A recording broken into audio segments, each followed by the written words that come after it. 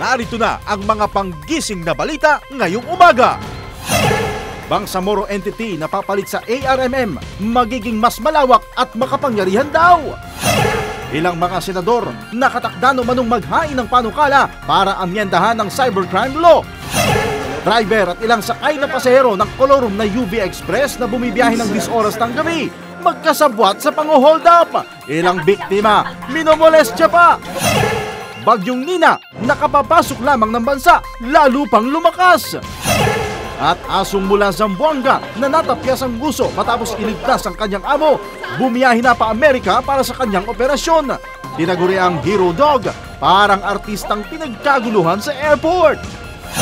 Yan at iba pang balita mamaya sa Good Morning Club.